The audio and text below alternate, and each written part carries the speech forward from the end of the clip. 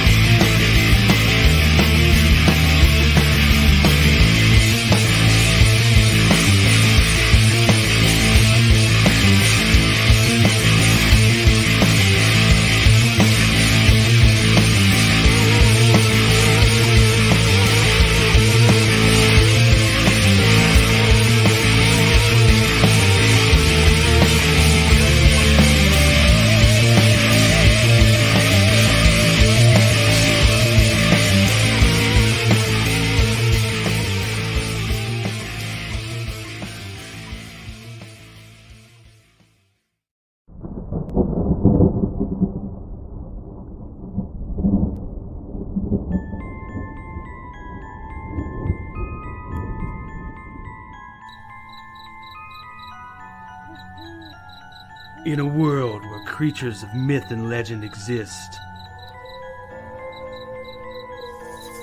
a covert task force is charged with keeping humanity safe from supernatural threats.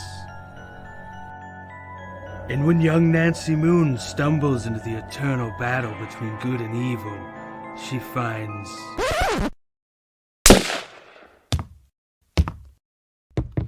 Oh my god, will you shut up? What's happening? Agent Beckett here. Aren't you tired of stuff like that? Want something different? Roll the tape. Whoops. Sorry about that. That's a song I'm writing for my ex. Okay, here we go. Yeah, that's more like it. Alrighty. Welcome to the world of the mythicals. We have it all. Monsters. Magic. Government agents. He's the strong silent type. This guy. Ugh, gross, dude. Get some kind of cream or something. Lots of 90s style action. Pew pew pew. And that strong female lead alluded to earlier. Not to mention a dashing field commander with a great sense of fashion. Look at those glasses. South River Studios presents The Mythicals, Issue 1. Buy it, if you dare. Ugh, will you can it already? How'd you get free? Now beat it before I lose my cool. So what are you waiting for? Sign up today. Like right now. Sign up today on Indiegogo.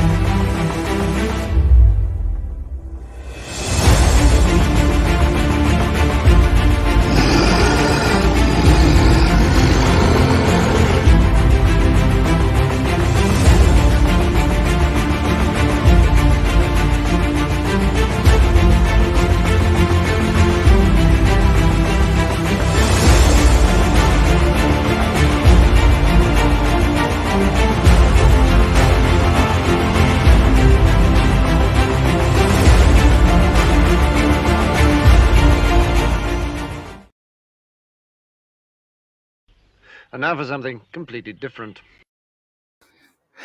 And welcome back to another episode of Reality and Publishing Comics with me, Paul Gomez. Today we've got a special guest, Jorge Medina. He's in the back. If we can go ahead and pull him in. Hey, how's it going? What's up, Paul? Man, it's great to talk to you one-on-one. I mean, I know we've talked a few times, but, definitely getting to talk to you, a little bit more intimate than, before. It's kind of a good thing.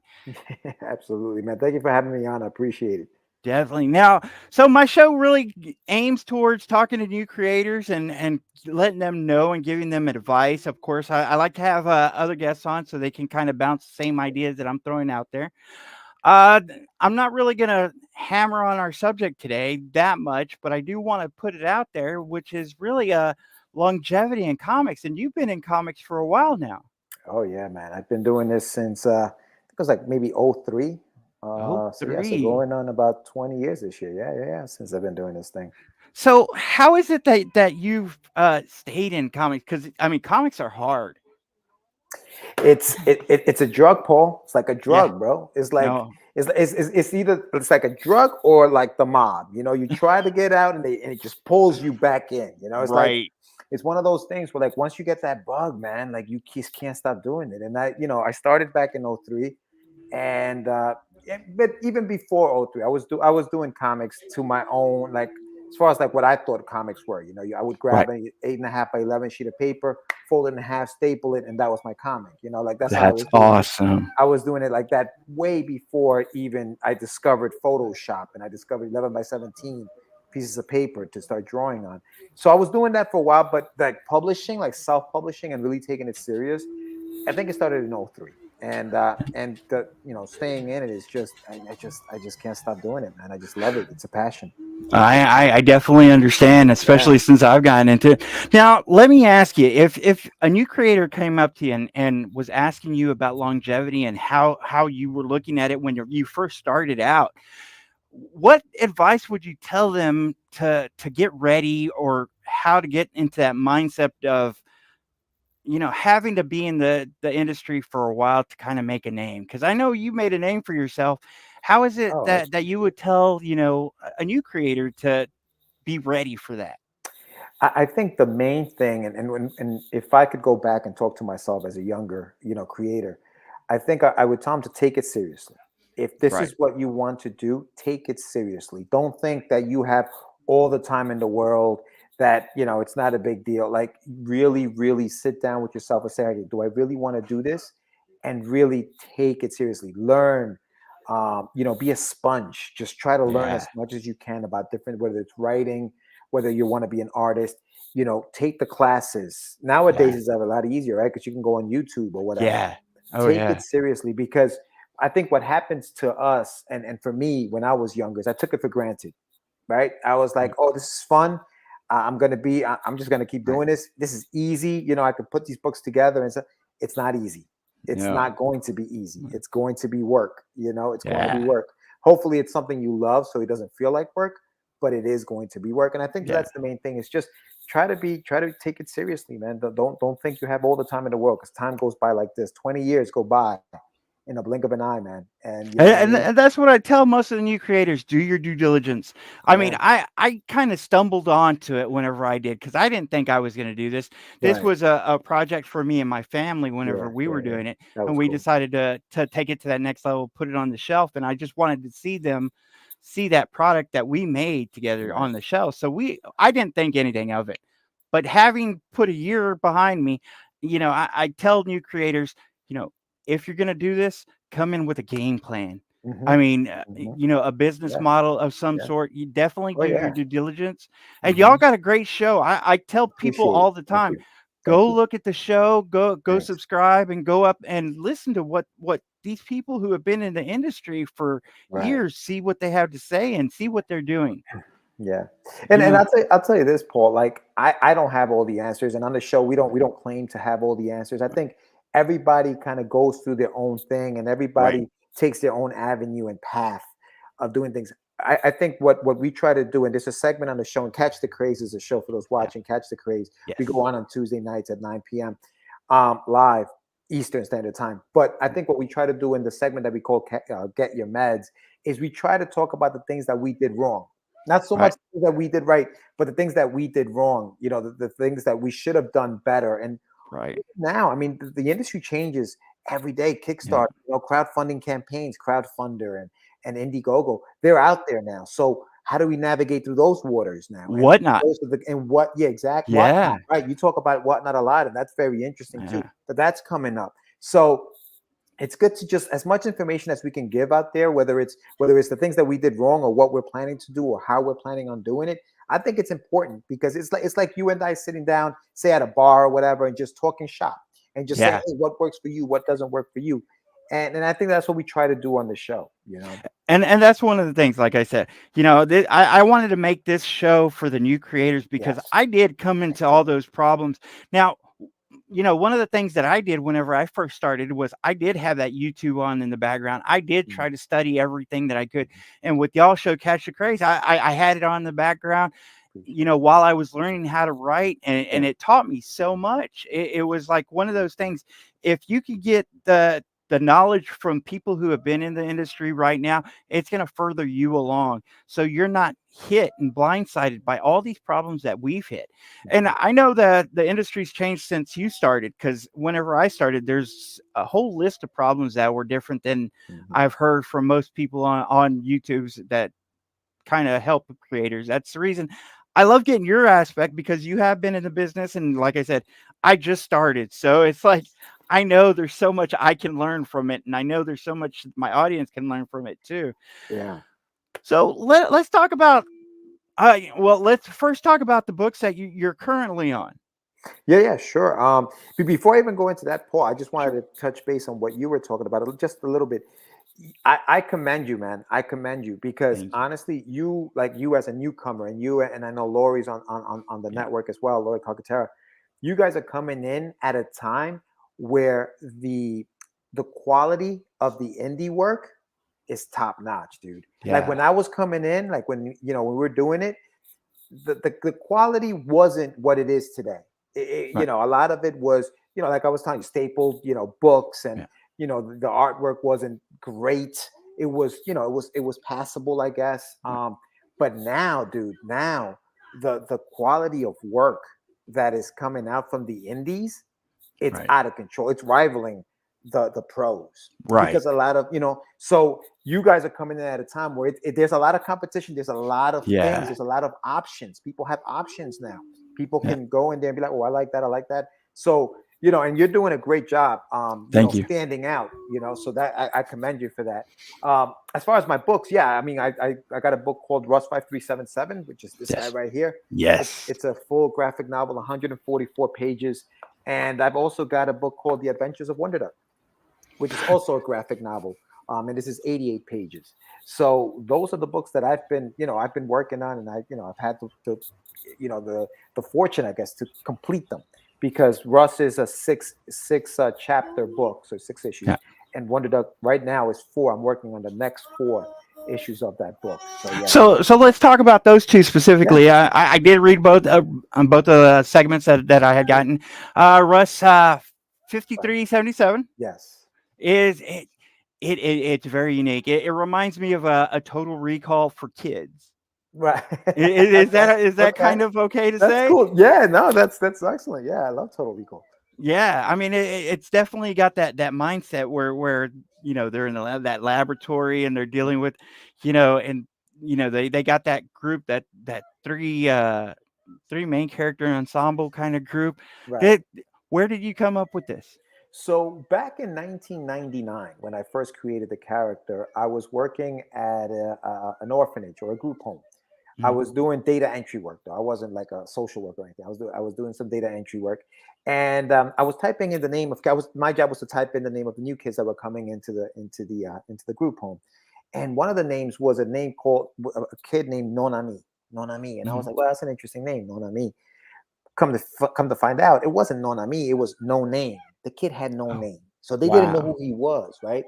So that sparked, automatically, as a creator, it's like, oh snap, what if I did a story about a kid who ended up in a group home, but the group home now wasn't a place of refuge. It was instead a lab where they were trying to create the perfect specimen. And so that's where the idea for Russ 5377 came about. Russ being the name of the kid, 5377 being his ID number, because they're all ID'd by numbers. So that's where the idea spawned from, and that's where the story for Russ came from. This young kid who goes into this group home thinking, it's nothing. He's in there since he's like 5 years old. They've erased his memory. He has no idea who he is. And now he's starting to figure things out through dreams, and come to find out, maybe this isn't the right place to be. And the story kind of takes you from the point of realization to him having to escape from the home and how that goes. kind of like a Weapon X, if you will, a younger version of Weapon X. Sure. Like I said, to me, it was a great story, a different take on stuff. A Total Recall, Weapon X kind of story where they're in that laboratory kind of experiment, getting into that kind of different society, if you will, because they are in that lab. That really was unique to me. Thank you, Paul. Yes, thanks. So let's talk about Wonder Duck. Okay, yeah. Wonder Duck. It's funny because Wonder Duck came out after Russ, but Wonder Duck was something I created before Russ. So back in the late 80s, early 90s, I was a huge fan of the Disney Afternoon and, DuckTales, Darkwing Duck, Gummy Bears, all that other stuff. So I've always had this desire to create my own comic book about characters that kind of, mimic that a little bit. And one of the characters that I mostly enjoyed when I was growing up watching DuckTales was Gizmo Duck. I don't know if you remember. Oh, yeah. Gizmo Duck was this like robotic duck that had a wheel, and he would go around, and he was really cool looking. And for me, I was like, you know what? I want a Gizmo Duck. Like, I want to create my own character. So I created Wonder Duck. Yeah. And Wonder Duck is the story of this out of work actor who gets struck in the head by this suit from outer space and turns into a hero called Wonder Duck. And now he has to save the universe. And that's basically what the premise of the story is. But I wanted to make it more about the adventures of this superhero in a make-believe world with anthropomorphic characters where kids could just read, have fun, and almost read a 22-minute cartoon. For that. Yeah, definitely.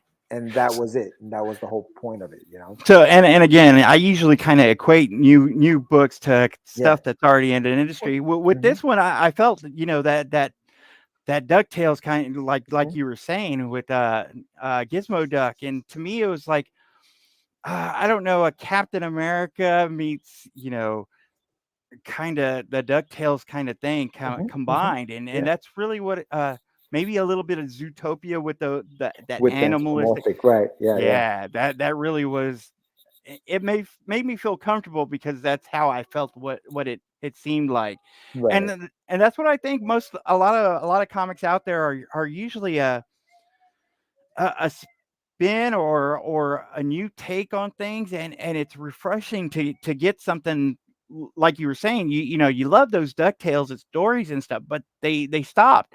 And so it's like to have something new and different in that genre, if you will, is definitely great to see. So talking about longevity and issues, I guess you could say, because you were saying that Russ 5377 is 6 issues? Yeah. 6 chapters? Yes. Yep. How did you decide that it was going to be 6 issues? It's when I was really into, like, when I first started and we first started doing this thing, for some reason it was always about a 6-issue arc. Everything that was coming out, in the 2000s had 6-issue arcs or whatever. So I was like, you know what? Let me stick to that. And originally I was the original artist on the book. And I know you're starting to learn how to draw and stuff like that, right? So I was originally the artist on the book, and I was doing everything. I was doing the whole Eric Larson thing, where I was doing, pencils, inks, colors, and I was writing the book, and I was lettering, and I was doing all of it. And to be honest with you, Paul, I wasn't good enough to continue the book. Like, my art style is a little funky, you know what I mean? And it wasn't professional enough, I don't think, personally. So I decided, you know what? Maybe it's time I hired artists to do this for me. And then I just focused on the writing. It's one of those things where, like, you can either be a jack of all trades or a master of one thing, So I decided, you know what, let me take on the writing duties on this book. And so, because what happened was, when I first started doing all 3 things, by the time I got to the 3rd issue, I had hit a roadblock. And I had no idea where to go with the story anymore, because I hadn't really plotted it out. I was kind of just flying by the seat of my pants. When I felt like drawing or writing, I would. There was no plan. There was no kind of, like, just plan of action. So I decided to sit down, write the 6 issues, and then I hired a group of artists from the Philippines, actually. This was back in, I don't know, I want to say 2000 and maybe 6 or 7. And I decided to hire them to do the work. And they did, man, and they did an incredible job at the time. Great The job, name of the studio was Big Cat Studios. They've changed their name since. They're now Nine Lives, Studio Nine Lives. So now they have a different name, but yeah. So they did the work, and the 6-issue run, man, is because, to be honest with you, and I have this conversation a lot with people too. The ongoing series, right? Right. Being a fan of comics, and we're all fan of comics, we always want to do what Marvel did, DC did, right? 300 issues of Amazing Spider-Man, Right. 300, well, almost like 1,000 issues of freaking Superman or whatever since 1942. But what we have to understand is that those companies had teams of people to do this, and they had a lot of money behind these teams to do these things. When it comes to independence, we literally are working to pay for our art, our dreams, especially if you're not the artist on the book. If you're a writer, you have to pay. So it's hard to come out with a book every single month. Yeah. And to make it past, I don't know, 10 issues, if that many, 6 issues in my case. So I said, you know what, let me put a cap on it. Let me do 6 issues of Russ and go from there. And then I can start on my other book. And so I did 4 issues of Wonder Duck. I actually wrote 8 issues altogether. Decided to do 4, put them in a book. Now I'm working on the next 4, going to put those in the book, and then move on to another project that I'm working on, and see how many of issues of that I can do. I like the graphic novels. I do like the graphic novels, and they sell really well. Yeah, they do. Yes, they do. They do. So this is actually a debate that's come up a lot. Is should you start off with one, I guess, one project that has multiple issues, like 10, 12 issues, or should you start off with like a smaller mini series, or like a category? Like me personally, I put out 3 different IPs so far. I'm on my 4th, awesome. and one of my IPs is actually going to be 12 issues. But I decided to do that as a slow burn as opposed to just focusing on that. I know a lot of new creators come in and they say, this is my only title I'm going to work on. Do you encounter that issue whenever new creators talk to you, or whether you're deciding to do your work, whether you're just going to focus on one issue or one IP as opposed to building a library? I think, it's funny because I think that, me personally, I'm more of the mindset of it. As a creator, you can't help but create, right? You can't help but have ideas. And as a writer, I should say also, you're just writing, right? Like you're writing all of these stories, and you can't help but write these stories. I think focusing on one particular thing or one particular IP, I think works best for artists who are also writers, right? Because I think that then you can put out as much artwork as you want, and you can just focus on that one IP until it hits. Not to say that artist shouldn't also come up with more things. I mean, it's totally up to you, whatever you want to do. But I think that as a writer, for me, I like to do what I'm doing, right? Where it's like, all right, I'm gonna write these 6 issues. I'm gonna get an artist. They're gonna go ahead and produce. We're gonna produce it, put it out. Okay, I'm done with that. Let me put that, because I have another idea that's brewing. And I want to put that out. So let me do this. And if I tried to do that with an ongoing series, the money would run. I just wouldn't be able to do it. Nothing would happen. I would have a bunch of scripts written and nobody to draw them, because I can't afford to have that person draw it, right? So for me, I think, to each his own. I always say this: to each his own. Do what you want to do. I think that as a writer who's creating multiple, and I commend you, man. Three IPs. That's incredible. But you've done it the right way. Like PTSD, for example, right? Yeah. One shot, boom. Right. Done with that. You told your story. You want to tell. You did it. You published it. You're moving on. You got Bushy Boo, right? Boom. Yeah. That's next. And now you're working on another project, right? Or you did another project. So you have these projects that, and it's a matter of like, okay, what's going to hit first? What's going to grab the interest of the people out there? Because I hate to sound like, oh, you're a sellout, but you do what you want to do this for a living. The only way to do this for a living is to sell the IP to somebody or to have somebody invest in your IP so you can make this a living. Well, And I'll tell you the reason I did, because I know a lot of people said, you're just putting IPs out there to see what sells the most. And that wasn't the reason I did it. The reason Right. I felt like I was doing it was because I wanted to show my range of writing ability. I wanted to do a one shot because a lot of people said it was hard to do just a one issue comic and put it out there. And then my Bushibu is going to be 12 issues. So I wanted to put something that was going to be longer. And then my third IP was Cryptic Haze. I wanted that to be a 3-issue series. And that's kind of like where I kind of went. So I could show a variety of different things that I could write. Yeah. Instead of just kind of being tied down to one story, where a lot of people are saying, if you're focused on one story, then it's going to sell better or a different way. And I can understand that because, like I said, I believe trades sell a lot easier. Yeah. I mean, I really do. Yeah. I mean, I think that the trades, I think for me, trades have a longer shelf life. Right. Because trades become, trades are books, right? So like for example, for like my Rust book, I have an ISBN number in the back. Yeah. So that has, I can put that in a store. Same thing with Wonder Dog. So these can go in stores, as a matter of fact, Wonder Dog, you can get it on the Barnes and Noble's website. You can get it on Amazon and stuff like that. And it's not a monthly book. So it's not like, oh man, this is what are we in? December? Oh yeah, November. Nah, that book is old now. It's a floppy. That book is old.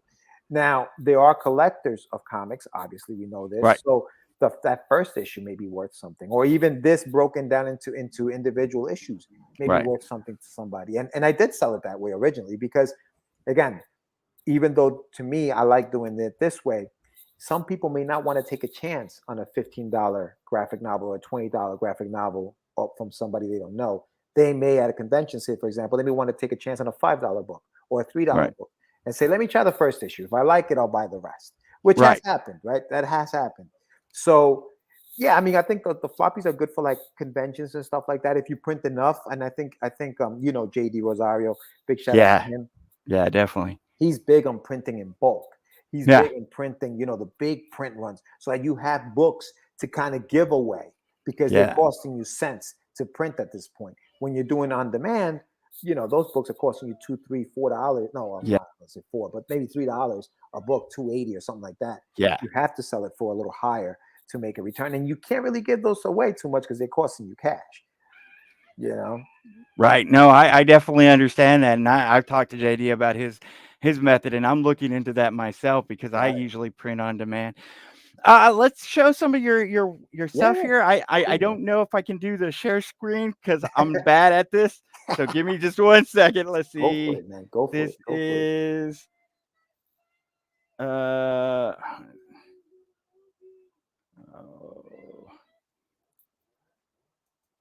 see if I can do this here. It's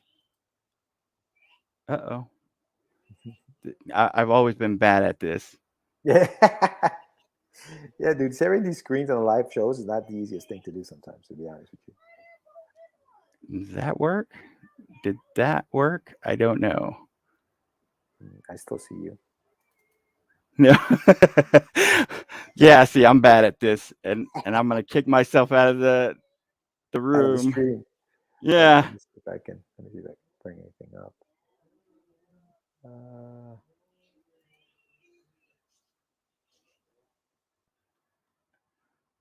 I don't think I got it.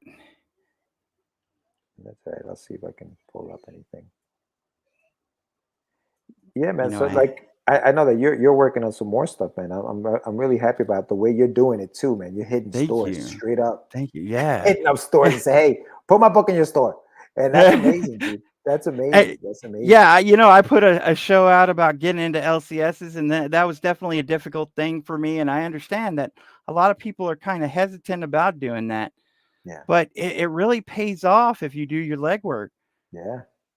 Yeah, dude. I mean, listen, I think that, and I heard you guys talk about it. I forget what stream it was on, talking about just different avenues, right? Like not just being stagnant and saying, okay, I'm just going to do, whether it's Kickstarter, or I'm just going to do shows, or I'm just going to go through Diamond or whatever. It's like we talk about leaving money on the table.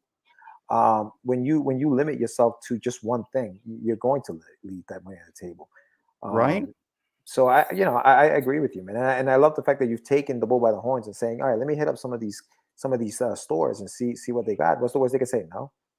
Right. Exactly. I mean that, and I got a lot of no's.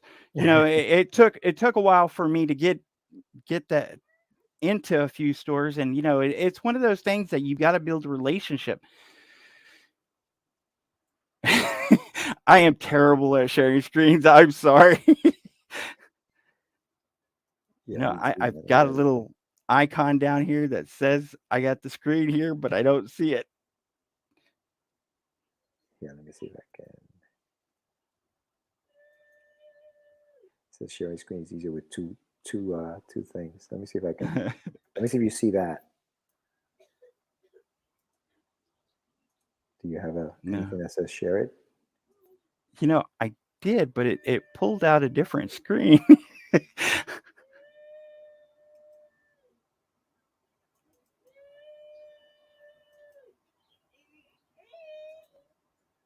Let's see.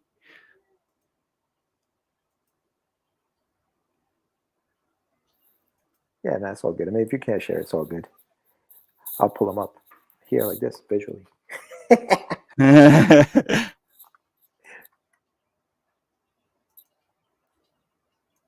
How many stores are you in now, Paul? I haven't really been out there that much since I've been trying to get this new one in production. Oh, there you go. You got it. No, I think that was that you. I'm sharing it. Yeah. Yeah, and this is Russ 5377 and 5377. This is that very unique Weapon X. So when I hired the artist, right, I told him, I said, I'm looking for Dragon Ball Z meets meets the Boondocks. I don't know if you ever heard of the Boondocks. Yes. You call the Boondocks. Yes. So they were like, with the baggy jeans and the t-shirts and stuff like that. So this is what they did. So I was telling you that I was an artist on the book first. What I did was I created the character. So I drew the look of Russ, and then I sent it out to them so that they can draw it in their style. So what I was trying to do was I was trying to avoid the whole Spider-Man thing, where like who created it, Stan Lee or Ditko, like who did it? Right. Was it the guy who created the character, the writer, or was it the artist that created it? So I was trying to avoid that. I was like, you know what? I'm going to draw it. So I created the look of the character. Now they're just going to draw it in the way they want to draw it. So that's what they did, and they came up with this. And so the story takes us through his childhood and the things that he's remembering as a child. His mom, what happened the night that he lost his mom, which is what the story kind of tackles a little bit also, is him losing his mom in this devastating fire with these two individual characters who we don't know who they are yet. And so even though I wrote 6 chapters of the book, what I wanted to do was I wanted to leave it open so that I can, create maybe an ongoing series when I had the money, if somebody wanted to pick it up. So have I written other stories? Do I have other ideas for him? Absolutely. This is just, say, for example, the first arc in the story, which is him, trying to escape from this lab, Louis Juden Home for Youths, which the name is based on the 2 guys that I worked with at the home, and then Home for Youths being the name of it. So I added, a lot of that stuff. A lot of the characters in the book are people that I kind of knew, growing up, just friends of mine. The IDs at the end of the names of the characters, 5377 being my date of birth, to throw myself in there. And then the other numbers that you see are the dates of births of friends of mine who the characters are modeled after. There's a scene. This is when they're going through the whole, like you were talking about, the whole Total Recall thing, going through the whole experiment and checking to see what exactly is it that he's remembering. They put him through this kind of hypnosis to find out what it is that he's dreaming about. And he basically is telling them what he sees in these memories. And slowly they start getting wiped out, to the point where they're gone out of his mind. And here are his buddies. You have Backy and you have Kino, his boys, who one is a hacker who's gonna find out, hey man, something's going on here, and this is the muscle there, Mr. Backy, who are based on two of some of my best friends growing up in college that I knew. One was a really smart dude, who was like a ladies' man, and the other guy was just this loyal man. He's like one of my best friends who was there no matter what, and that was Backy. And so they go on this adventure, man. They're like, yo, we got to get out because these guys are coming to get us. Now, when I created a character back in the days, big fan of Dr. Doom. Right. So there's the face, right? And a lot of people would say, "Oh, that's Dr. Doom with an afro," and pretty much. That's accurate. I got a Vader feel from him whenever I first saw him. Vader too, yeah, totally. and that's the thing, right? It's like what we're influenced by. I was having a conversation with a buddy of mine about how everybody's looking for originality. Everybody's yearning for that original take or that original story that we've never seen before. But when we pitch it to somebody, if it's too different or if it's too out there, they reject it because they've never seen it before. And unless they sit down and read it and find out, wow, this is amazing, they may not even give it a try because they never heard of it. So you'll constantly have to tell them, it's this meets that. Yeah, so you have to walk that line. Right. That line of new stuff, but also comfort that they know. I understand exactly what you're talking about. And so it's like, do we really want originality, or do we want something that we've heard of before so that we can give it a chance? Because we got to decide. And I think that's why we're influenced as we get older, and as little kids, we're influenced by so many things. There's so much stuff that's being thrown at us that we're influenced by it. I was just watching. I was watching the show called The Last of Us. Just came out on HBO Max, and I couldn't help it. I did. I enjoyed it. But I couldn't help but think about how close it was to The Walking Dead, right? Now, let me ask you, because I thought it was okay. I prefer, of course, everybody's seen The Walking Dead, but I watched a show on Netflix, which was Black Summer, I think it was. Oh, okay. I've never seen that. And I thought it did so much better with the whole zombie aspect than The Last of Us. But I mean, I'm still going to give it another try because it did seem interesting. Yeah, I mean, I've never played the video game, so I don't have any point of reference. I can't compare it to anything, so I can't hate on it because I like the game better or anything like that. But from what I understand, they're going shot for shot, almost like the game.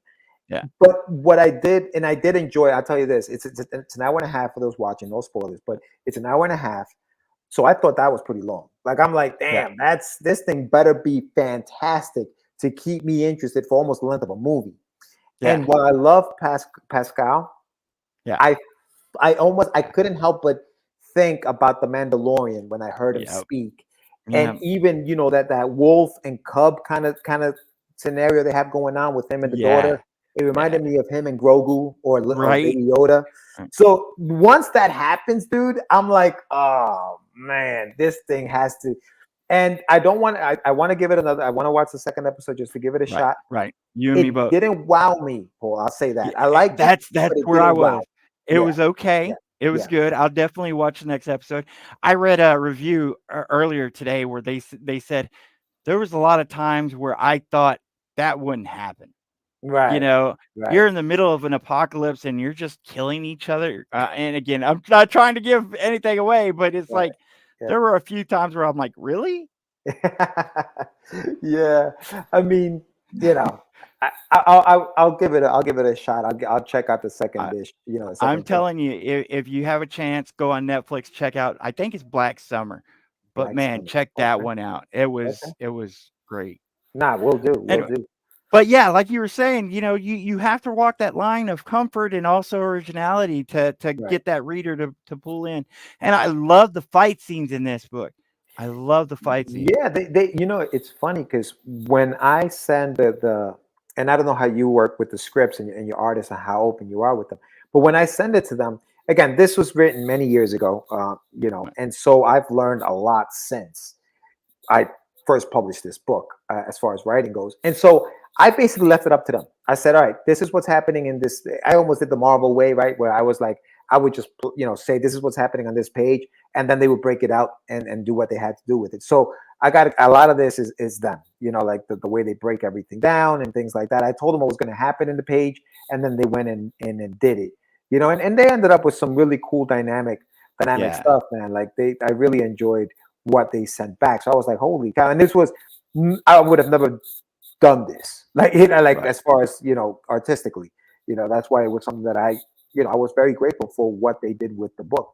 And so these pages came in, dude, and I'm like, I don't know about you, but man, when a new page comes in from an artist, it's like Christmas morning. Yeah. I'm like, holy cow, I got a new page. And you get excited about it, especially because you see the process, right? You get your thumbnails, you get your pencils, then here come the inks, and now here's the color, and you're like, holy cow, like this looks. And you want to run and show and tell everybody about it, but you're like, oh, I got to sell this later. Right.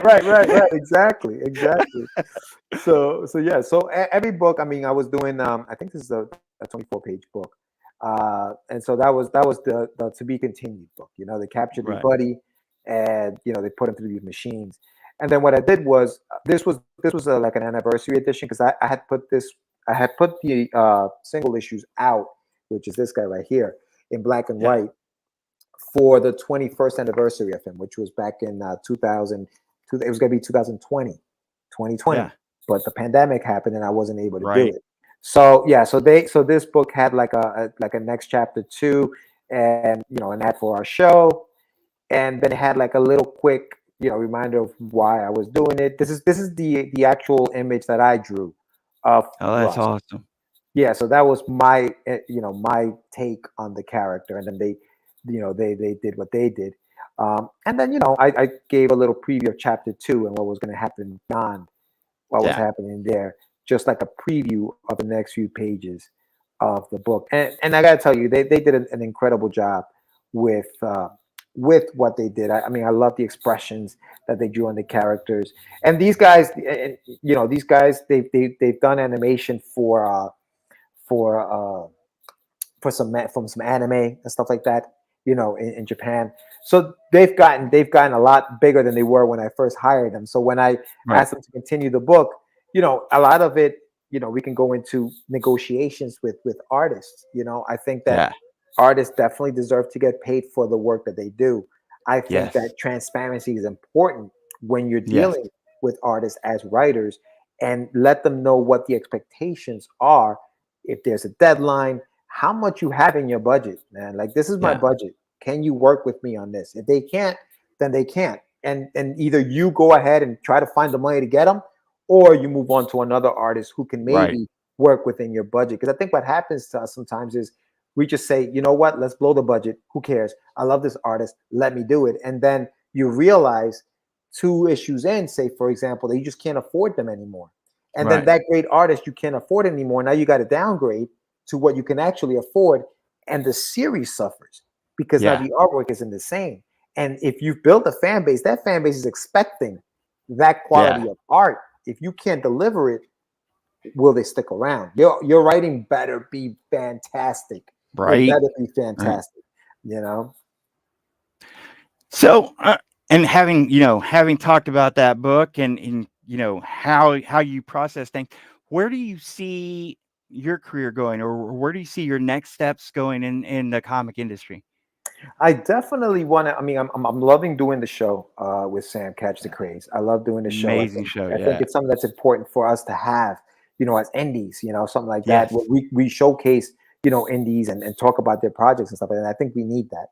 But I think that my writing, and I've done a lot of writing for a younger audience, because, and I want to continue to do that, because I think that we need the young readers in order for the industry to continue. If every book we have, or every book we create, is adult themed for guys like us and our age, that's cool and that's awesome, because I love those books. But what happens to the younger generation? How do we continue the comic book industry if kids aren't reading them the way we read them when we were kids? I would pick up an Iron Man comic or an Amazing Spider-Man comic go to my room and read that thing, man. And I couldn't wait for next month for the next one to come out.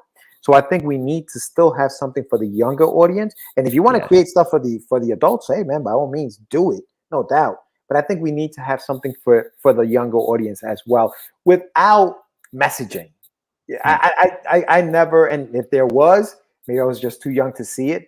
But I never like, it wasn't about a message or how I was supposed to feel. To me, it was just about fun, laughing. There's a movie, I mean, we know this movie, Finding Nemo, right?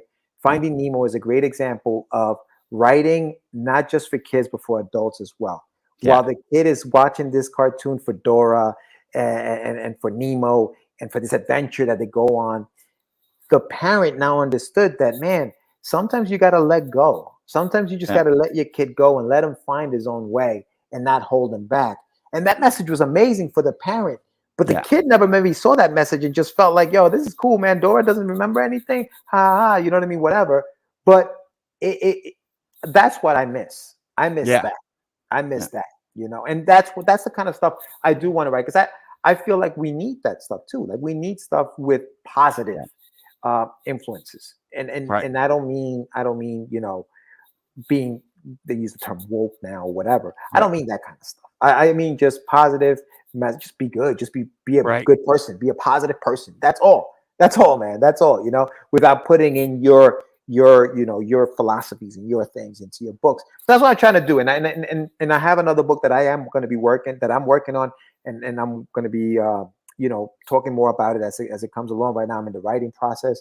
You know, sent out all the copyright information that you have to do, because it's a business. You want to make sure that your stuff is copywritten and everything's taken care of. So I've done that. I'm working on the script. I do want to have it edited, because I think editors are very important. Something that I never did, you know, when I first started. That's another thing that I wish I'd tell my younger self, hey man, get an editor, dude. You need one. So get one. Man. You know, get one. So that's so valuable. Oh, absolutely, man. And that's what I want to do. I want to continue to create more stories. And, you know, I'll be talking about that, you know, as soon as it starts coming out. So I think by the end of the year, I'll have more stuff. And then I'm also doing lettering. I do a lot of lettering for a lot of indies that I'm doing now. So if anybody's interested in lettering, you know, hit me up and I'll definitely work within your budget, because I understand there are budgets. So I do want to work within everybody's budget. Man, now, okay, so just to hit on a few key points that you said, you know, promotions, y'all doing Catch the Craze. This is amazing. I've always said people who are doing promotions are doing such a great job, and such a necessity that any creator that goes on a show or anything should be thanking the people and making sure that they're posting, you know, these shows, and that they're on these shows, because you're taking time out that you don't need to promote these other people, you know, their books or the indie books. And I see a lot of the indie creators come on a show and just leave the show and not really mention it. One of the things I've always tried to do with every campaign is, if I've gone on a show, I try to make digital posts about the show even after I've been on it, you know, sending thank yous and whatnot. So I appreciate it. I mean, I hope everybody who's gone on your show definitely appreciates what y'all have done.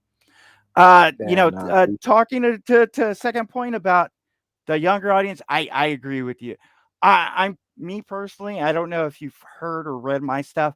I'm trying to aim towards teenagers, because I feel there's a gap there that a lot of people don't reach out to. I don't know if I could do a younger kind of book like you do, because I mean, I love them, but I don't know if I could do them. I don't know if they're in my wheelhouse. So I think you're doing a great job. I definitely agree with you saying that we need to get that next stage of readers in there, because if we don't, then it is going to become a lost medium. You know, it does feel like the crowd's dropping and populace of who's reading. But I think that's because of the content that's out there and what everyone seems to be fighting about. So it's good to have, you know, books out there that people aren't needing to fight about one thing or another out there. So I commend you on that. But yeah, man, I mean, editors, letterers, promoters, these are the unsung heroes of comics. I honestly believe that. I started out with an editor because of my dyslexia, and I cannot thank the man enough, because he taught me about 90% of what I knew, and Right. it was like nothing I didn't know where to begin, and having an editor there by your side, helping with your project, guide you through all the things, because editors see a lot more than even most Yeah. creators. Yeah, no, Yeah. absolutely, absolutely. I mean, you're so deep in your story, you can't see the forest from the Yeah. trees, right? So they are able to see those things and say, well, what did you mean? And I think that the best Yeah. editors are the ones that don't try to change what you wrote, but enhance what you Yeah. wrote. Let you see, let you see where, an audience might be lost. Because you know the story, right? Yeah. But the reader may not. The reader may be Yeah. completely lost because they don't know what's in your head. It's like, no, I'll tell them that later. Well, sometimes maybe you need to, just let them understand what's happening before you go that route. So I think editors are very, very important, dude. And that's Yeah. something that I definitely, for this next book that I'm writing, I'm definitely, I'm hiring an editor to do that, to just kind of like walk me through things that I may not see, plot holes, Yeah. that I may not see because I know the answer to it, but you may not. So Yeah. I think that's very, very important. And to the point of the young audience too, Paul, I think that when I talk about like writing for younger, I don't want to sound like we need to dumb down the comics. I don't think No, we need no. to dumb them down at all, because I'll be honest with you, man. I'm not originally from the States, right? I was born in Ecuador. I came in when I was 7, and a lot of my vocabulary comes from comics, and it Right. doesn't come from like kids comics. It Right. comes from and I guess Amazing Spider-Man, Yeah. Thor, Iron Man, things that I was reading back in the early, late 80s, early 90s. And Yeah. that's why I kind of learned how to, the language and vocabulary and words, and because they were using words that I was like, Yeah. that's a nice word right there. And Yeah. you read it enough, you start understanding what it means, and you start using it. Yeah. No, I So definitely agree. I had this yeah, conversation with a friend of mine about, knowing your audience and writing to your audience. Like I said, I suffered from dyslexia. So whenever I started picking up comics, it really helped me because I couldn't read a 300-page book, but right. I could read comics. When my That's kids cool. that got diagnosed with dyslexia, and I introduced them into comics because it had helped me out so much. Mm, But I remembered I was a teenager at the time that I started, and when they started, and seeing that there's so many comics that there's not that many aimed for teenagers is kind of the reason right. that I started Oh writing yeah, mine that way. yeah, I yeah. like I said, I commend you writing for younger because I don't think I could. But then again, that's like one of those things. If you're a writer and you can't write for a certain genre, maybe you can if you try a little bit harder. But Right. right now, I don't think it's in my wheelhouse. Well, so let me ask you something, Paul. Sure. What is it that you think that makes you say I can't? Is it because of the content, or what is it like?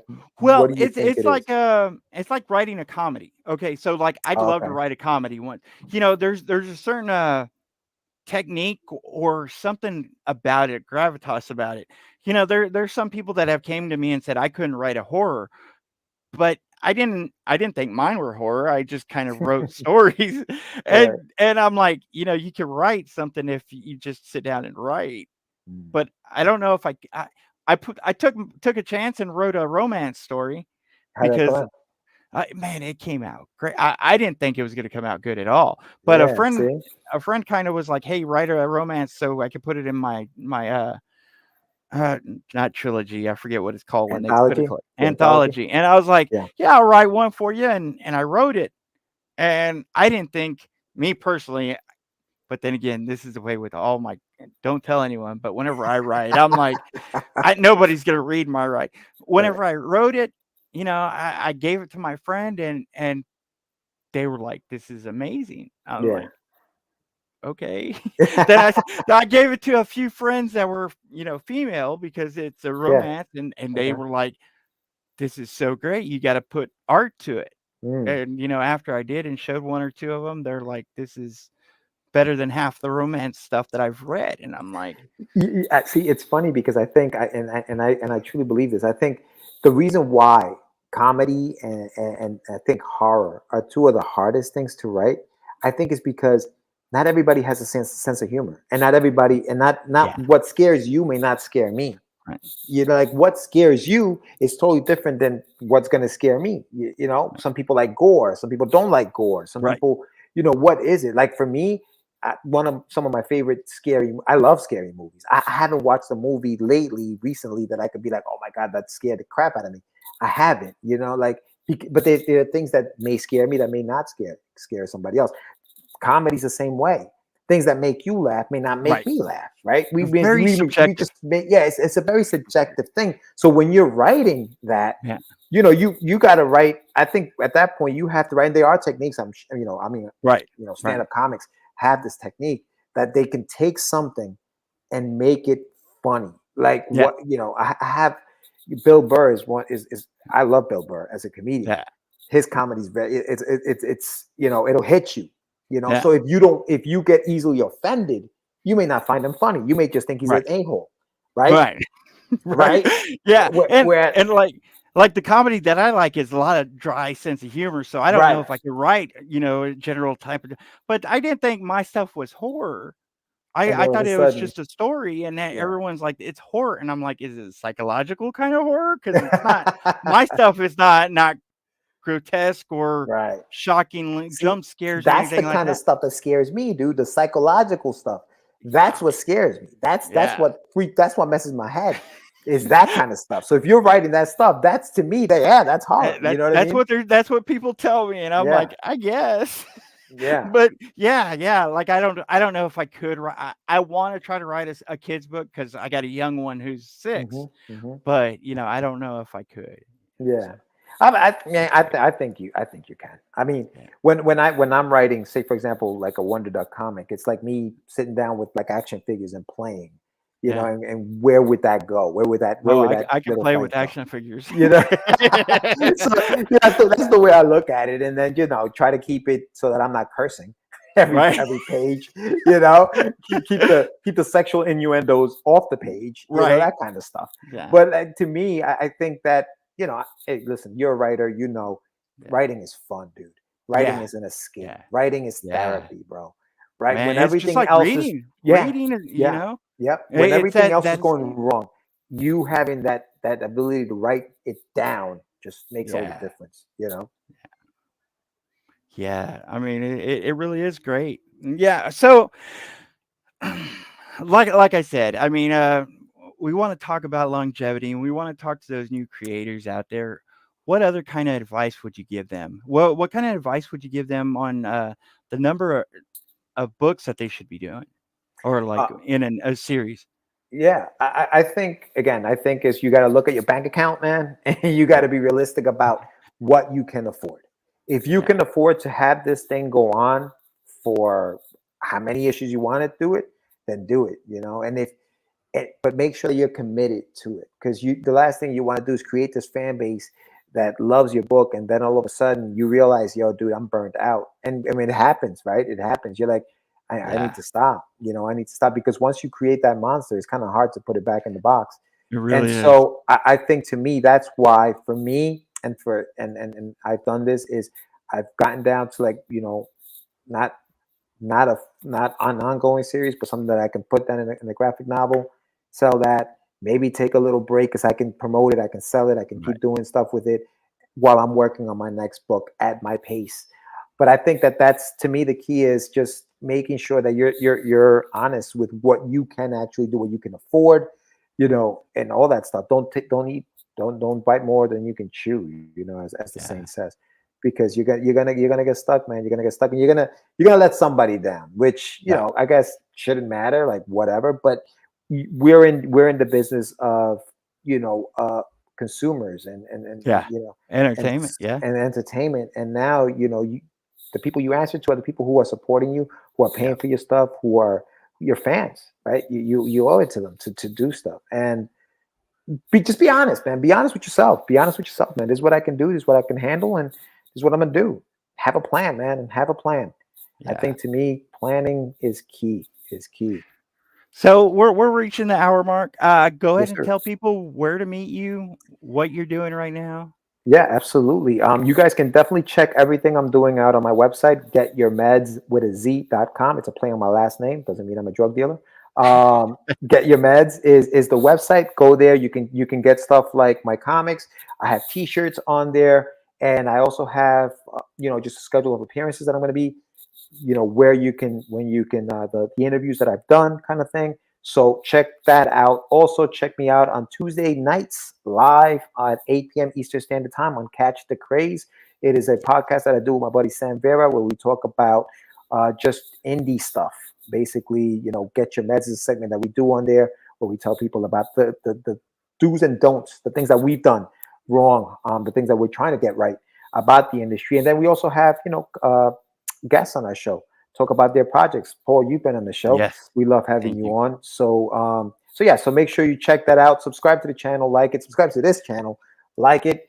Make sure you comment, share it. It's very important for shows like this that they get shares. Make sure you guys are subscribing and stay subscribed. Don't unsubscribe. It's free. Subscriptions are free. Yeah. So you're not paying for these subscriptions.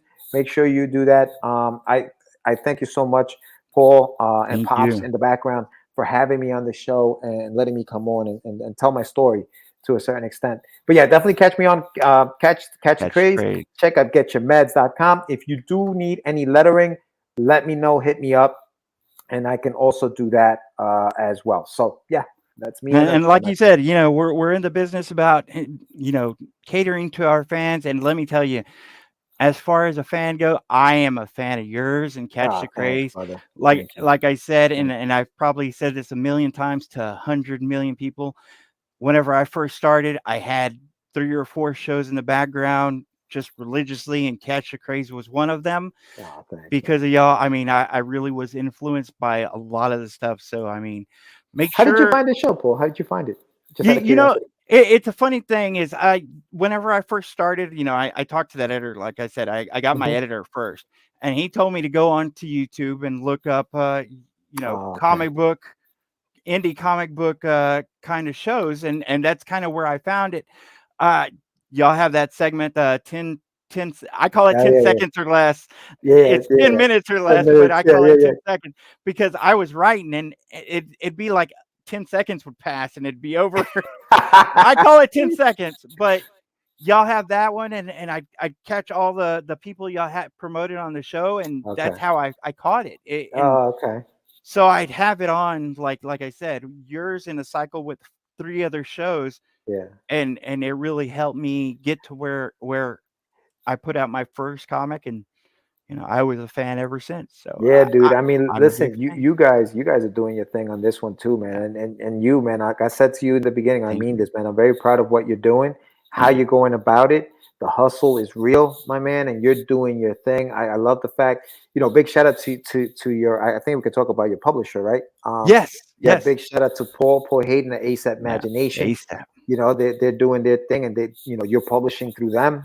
They're great. They're a great group. Yeah, they're a great group of guys. There are going to be some exciting things happening from Paul coming up soon that I can't talk about right now, but definitely keep an eye out on ASAP Imagination. And I also wanted, just before I go, guys, I wanted to give a shout out to Darkfire Press, who is my publisher, J.M. DeSantis. He is the brains behind the operation there at Darkfire Press. He gave me a chance. He took a chance on Wonder Duck, and he got me on, on Barnes and Nobles. He got me on Comixology when there was Comixology. Global Comics is on there.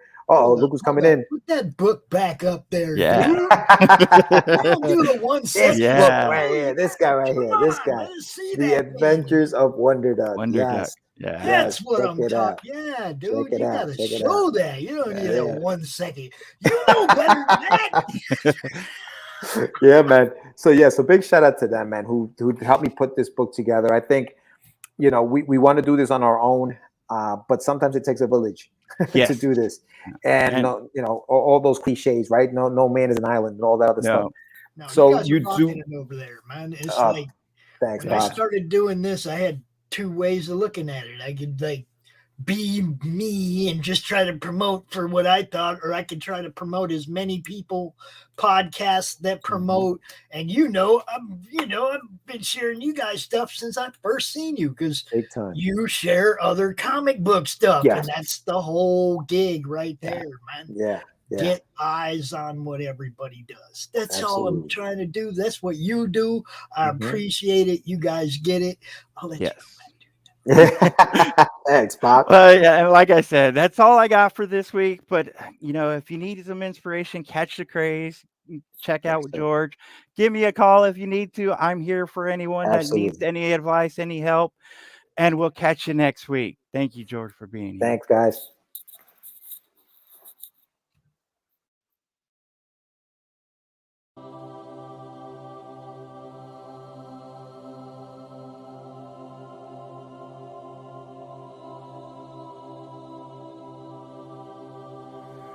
The original intention of the film was just for my personal use, but I thought, with it being such a unique thing, that I'd like to offer it to anybody who wants to see it. Things like that. And it's just a unique film of him. He says, I beat you. He says, they say we came in under the dead heat. He says, that's not true because I beat you. And the American said, well, he says, if you like to think so, he says, but I know the real story. He says, I know I clearly won that one. See?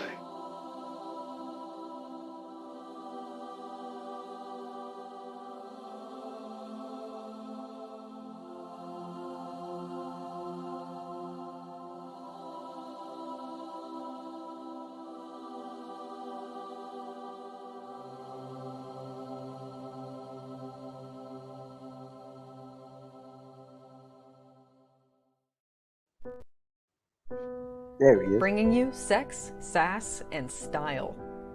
Buckle up and unlock your imagination for a fun adventure with these death-dealing dames. They sail the galaxy in search of spoils.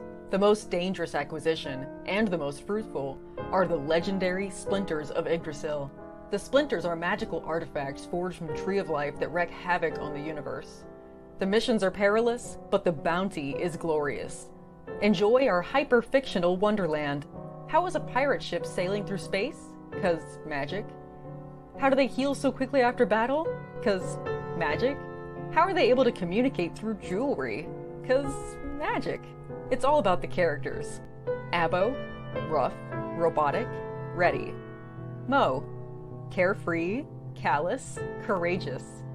Mistress Graven, daring, diplomatic, dominating. Betsy, academic, accountable, aristocratic. Nefara, ancient, assured, adrenaline junkie. Bruto, proud, prominent, protective. Fisty, independent, incendiary, invigorating. Roxy, superficial, scarred, secretive.